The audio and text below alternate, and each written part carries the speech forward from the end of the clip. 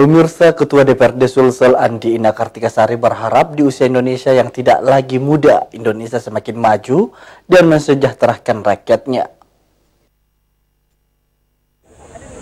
Upacara pengibaran Sang Merah Putih dalam rangka peringatan ke-7 proklamasi kemerdekaan 17 Agustus selalu menjadi momentum spesial bagi seluruh lapisan masyarakat Indonesia guna memperingati perjuangan para pahlawan dalam merebut kemerdekaan.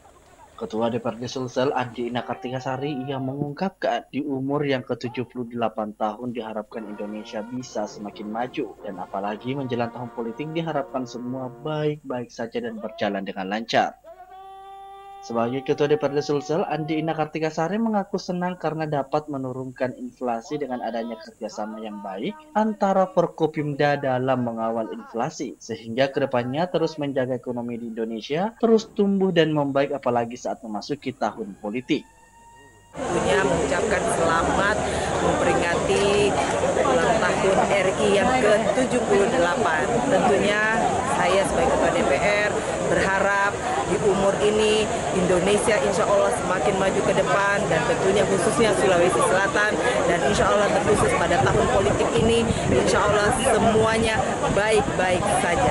Selamat. Ia menambahkan 78 tahun kemerdekaan Indonesia, ia bertekad dapat membuat Indonesia terus melangkah maju khususnya di daerah. Ardi Jaho, Celebes TV.